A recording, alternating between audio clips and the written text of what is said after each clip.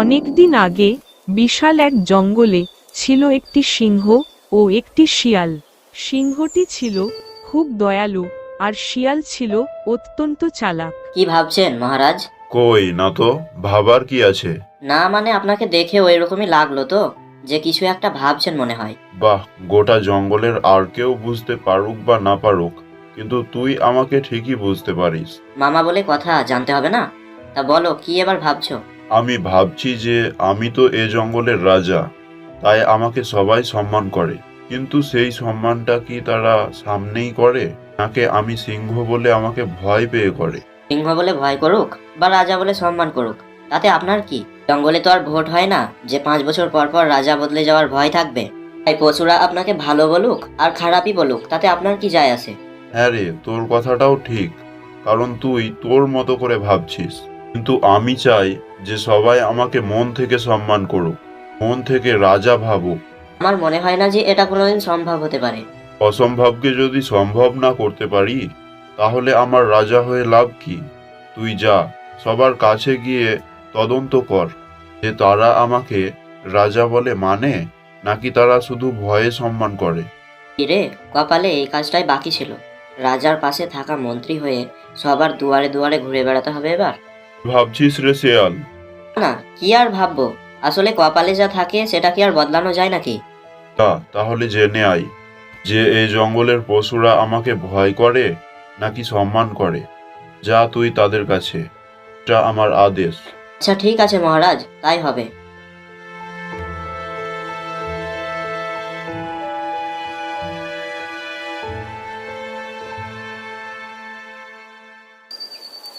আর তেরে কি, এভাবে কি আর চলা যায় নাকি?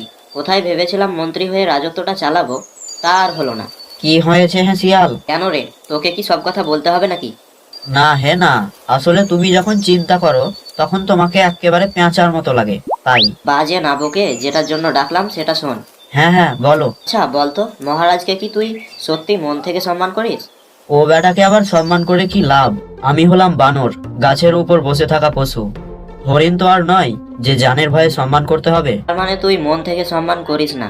আরে ধুর, ওকে আবার সম্মান করে কি লাভ? ওকে সম্মান করতে আমার বয়েই গেল। ঠিক আছে, এটাই জানার ছিল। আমি চলি এবার। হ্যাঁ যাও, বেচারা শেয়াল। তারপর শিয়াল একটি হরিণের কাছে গেল। বল রে হরিণ, মহারাজকে তোকে কেমন লাগে? অনেক ভয় লাগে, কারণ সেই সিংহটা আমাদের মেরে মেরে আমাদের মাংস খায়। তাহলে তুই কি চাস?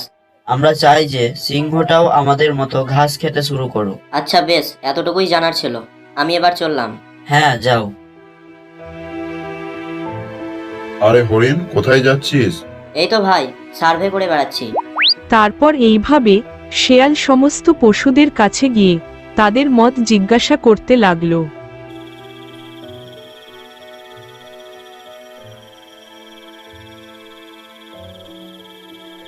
অবশেষে সমস্ত পশুদের মত জানার পর শিয়াল সিংহের গুহাতে ফিরে এলো। বল, কি বুঝতে পারলি? তারা আমাকে সম্মান করে নাকি ভয়ে ভক্তি? মহারাজ, খোঁজ খবর নেওয়ার পরে যা বুঝলাম, তাতে জঙ্গলের হিংস্র পশুরা একটু আধটু ঠিক আছে, আর শাকাহারী পশুদের যত করে দুঃখ। কেন? তাদের দুঃখটা কিসের? দুঃখটা হলো হরিণের। হরিণ বলছে যে আপনি যদি ঘাস খান তাহলে তাদের খুব ভালো হয়, তাহলে তারা আপনাকে মন থেকে ভালো রাজা বলে মেনে নেবে। আচ্ছা, হরিণ যদি একথাই বলছে, তাহলে আমি আর তাদের স্বীকার করব না, কারণ আমি চাই জঙ্গলের সবাই আমাকে মন থেকে রাজা বলে সম্মান করুক। এ মা, এ কি বলছে বেটা? সিংহ যদি শিকার করা ছেড়ে দেয় তাহলে তো আমাকে না খেয়ে মরতে হবে। কি ভাবছিস রে শেয়াল? না না, কিছু না। শোন, তাহলে তুই হরিণকে বলে আয় যে আর কোনো ভয়ের কারণ নেই, আমি তাদের কোনোদিন আর স্বীকার করব না। আচ্ছা মহারাজ, বলে আসছি। তারপর শিয়াল আবার হরিণের কাছে গেল। আরে শিয়াল, বলো কি খবর? খবর খুব দুঃখের ভাই। কেন, কি হয়েছে? মহারাজ বলছে যে সে আর শিকার করবে না, তার বদলে প্রতিদিন তোমার একটা করে ছানা তাকে দিতে হবে, আর যদি না দাও তাহলে গোটা জঙ্গলের পশুকে সে মেরে ফেলবে। এটা কি বলছো গো শিয়াল? হ্যাঁ ভাই, বলতে আমারও কেমন লাগছে, কিন্তু সিংহ বলেছে যদি তুমি তোমার একটা ছানা না দাও তাহলে সে এ জঙ্গলের সমস্ত পশুদের মেরে ফেলবে। যদি আমার ছানার বদলে জঙ্গলের সমস্ত পশুদের প্রাণ বেঁচে যায়, তাহলে তুমি আমার ছানাকে নিয়ে যাও। তারপর শেয়াল চালাকি করে সেই ছানাটিকে নিয়ে চলে গেল। হরিণের ছানাটিকে সেখান থেকে একটি গুহায় নিয়ে গিয়ে শেয়াল তার মাংস খেয়ে ফেলল। না, অনেক দেরি হয়ে গেল, যাই এবার দেখি মহারাজ কি করছে।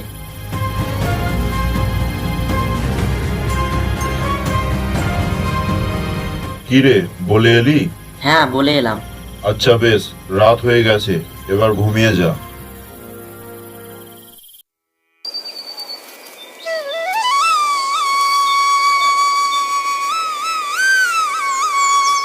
একই, হরিণটা আমার পাশ দিয়ে যাচ্ছে কিন্তু কথা বলছে না কেন? আগে তো ভয়ে সম্মান করতো, আর এখন তাও করে না। কিরে হরিণ, কথা বলছিস না কেন? কথা বলছি না এ কারণেই যে আগে তুমি ইমানদারিভাবে শিকার করতে, কিন্তু এখন তো দেখছি বসে বসে খাবার কথা ভাবছো। বসে বসে খাই মানে? তারপর হরিণ সিংহ রাজাকে সব কথা খুলে বলল।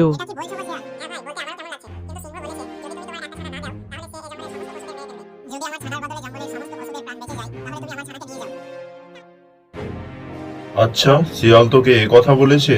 আজ শিয়ালের একদিন কি আমার একদিন। ওই দেখি বেটাকে।